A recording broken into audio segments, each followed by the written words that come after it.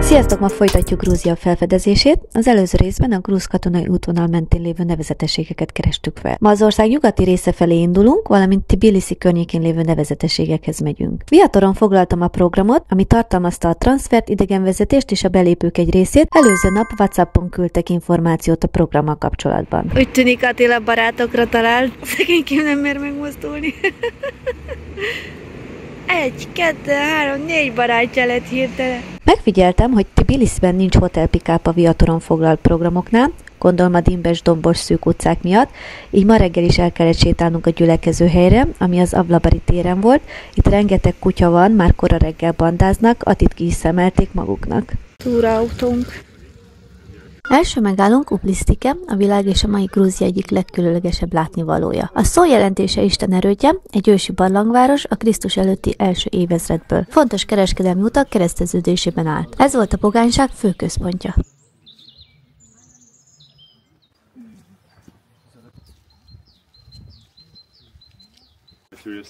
Cultural heritage, and this is what the average size of Jvari would look like. And you'll be like underground, like those things, but not those ones, like fully underground. And the top is gonna be sealed, of course. You're gonna see that if you go in wineries, you're gonna see that straight away in the pictures, or maybe even they have like a museum where you can see it.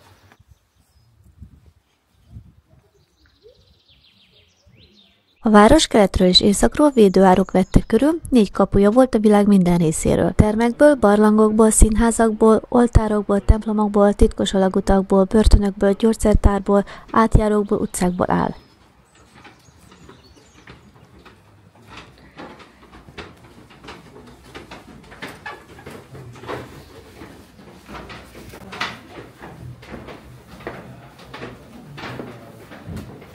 Most egy titkos alagútban vagyunk.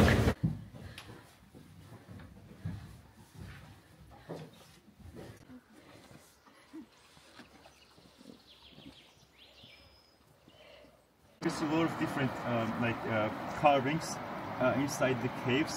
Az alsó és a felső szinteket kőből épült alagutak, lépcsők kötik össze, amelyek 8 hektáros területen találhatók.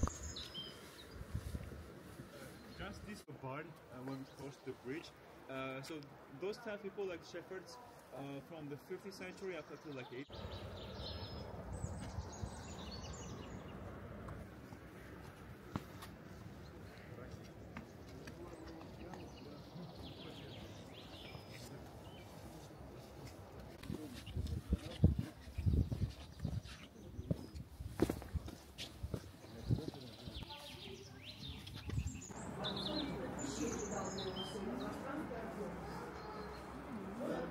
A barlangvárosban ma is láthatott Tamara grúz királynő fogadóterme boltíves fülkékkel, hatalmas oszlopokkal.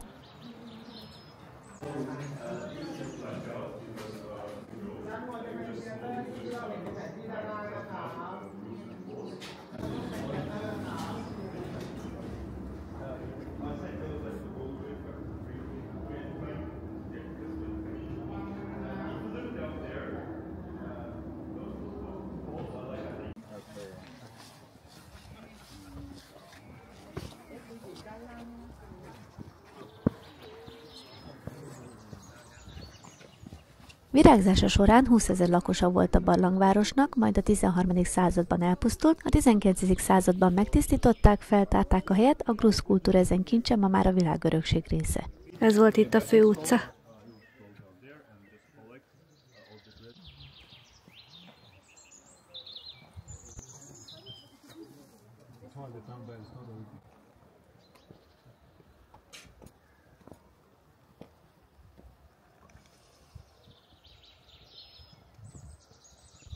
Ez volt régen a gyógyszertár.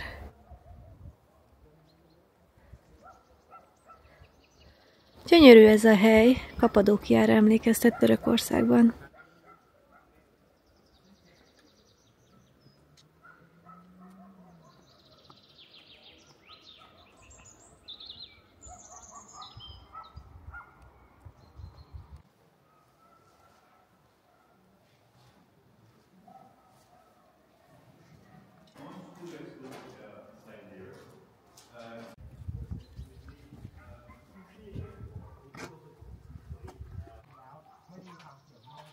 Ez volt a boros pince.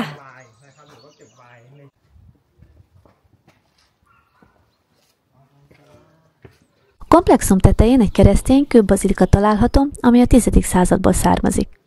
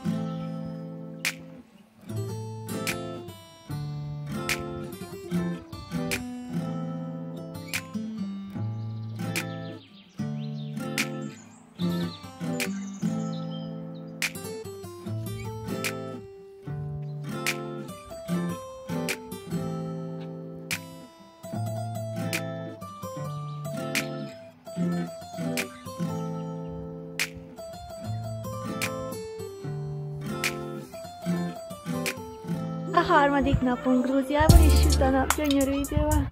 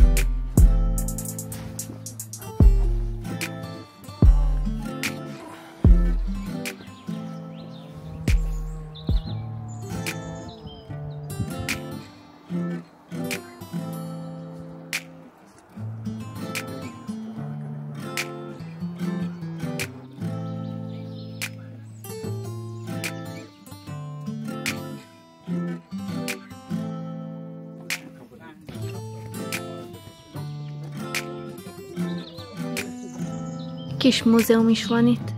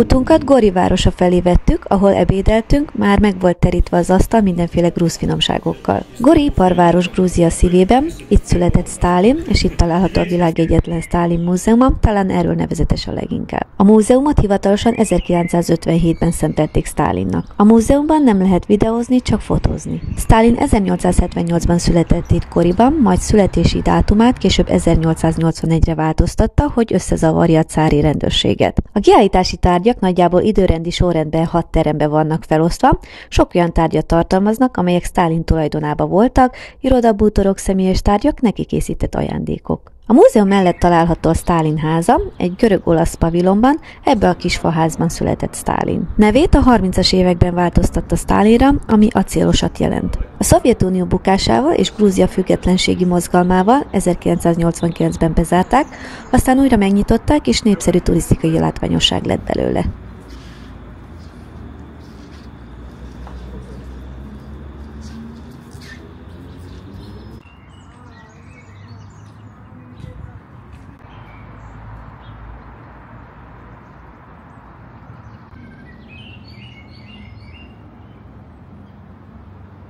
Ez itt a Sztálin park, Sztálin háza mellett. Sztálin személyes vasúti kocsi is a múzeum mellett áll. Ezt a zöld páncélozott 83 tonnás Pullman kocsit 1941-től használta, és 1985-ben került a múzeumba.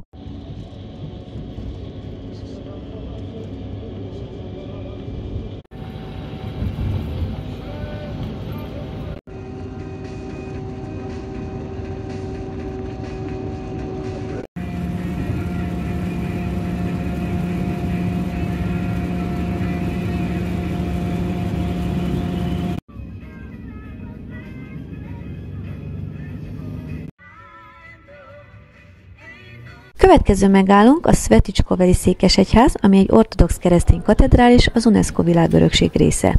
Jelenleg ez Grúzia második legnagyobb temploma.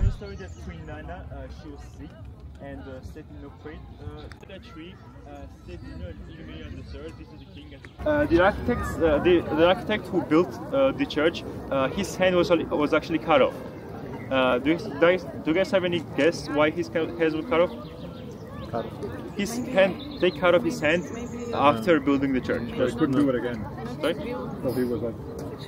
Yes, that's one theory. You see, we have two theories why his hand was cut off. One basically says that he built something so magnificent, they didn't want him to build anything else. But there's a second theory, which is, I think, much more believable. There's a rule book in Georgian Christian architecture that if you put a line in the middle of a facade, both sides have to be symmetrical. But you see here, over there, if you cut a line in the middle, you see like over there you have 4 arches, over here you have 3 arches. And basically you're gonna get a lot of asymmetry in the church, which was like a rule break at the time for architecture, for Christian architecture. So his hand, as a punishment, his hand was cut off.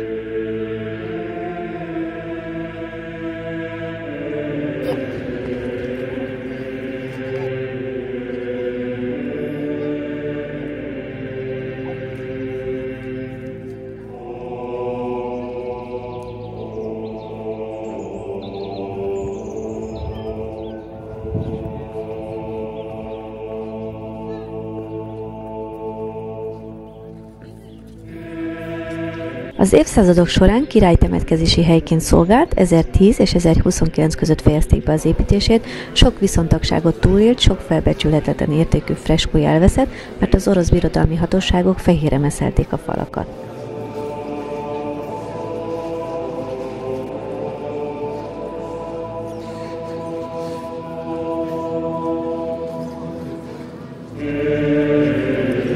Also, they're wearing Persian clothes. You can see a lot of Persian influence on the clothes. But basically, the third feet basically represent past, present, and future. You see from the religion. You can see a moon and the sun over here, like they're coming from the moon and the sun.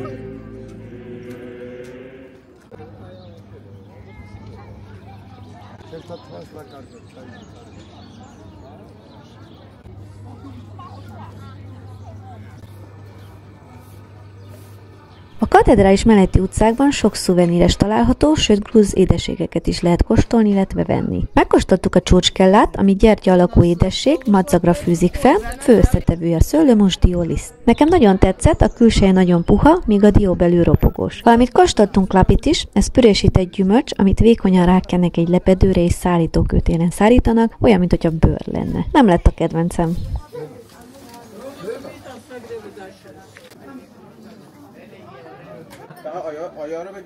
Ezután a Jvari kolostor felé vettük az irányt. A kolostor egy kopárhegycsúcson áll, a Gori és az Argavi folyó találkozásánál, Szketa városa fölött, ami Grúzia egyik legősibb települése. Az első templomot 545 körül építették, majd 590 és 610 között épült meg a mai épület. Ott voltunk a kolostorban. Fontos zarándokhelyé vált, a középkorban falakkal is megerősítették. A hagyományok szerint Szent Nino itt térítette át Krisztus után 327 körül harmadik Mirián királyt keresztény hitre. A helyen fakeresztet állítottak, ami csodákat tett, hamar a zarándokok kedvelt helyévé vált.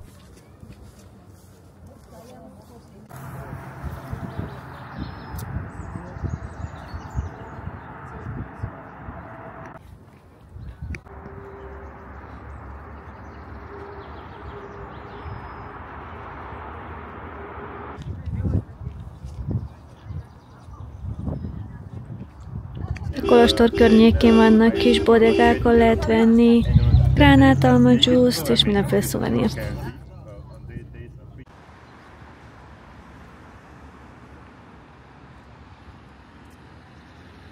Tbilisibe visszaérve gyönyörű napos idő várt minket, vacsorázni a kémfürdők melletti egyik étterembe mentünk. Kóstoltunk helyi fehérbort, ami Grúziában kihagyhatatlan. Hiszen Grúzia világ egyik legrégebbi bortermelő országa, legalább 8000 éve ad otthont a szőlőtermesztésnek. Előételként tyúkusleves féleséget és gombalevest rendeltünk, de természetesen Ati kedvence, az ocsapuri sem maradhatott ki az utolsó vacsoránkon Grúziában.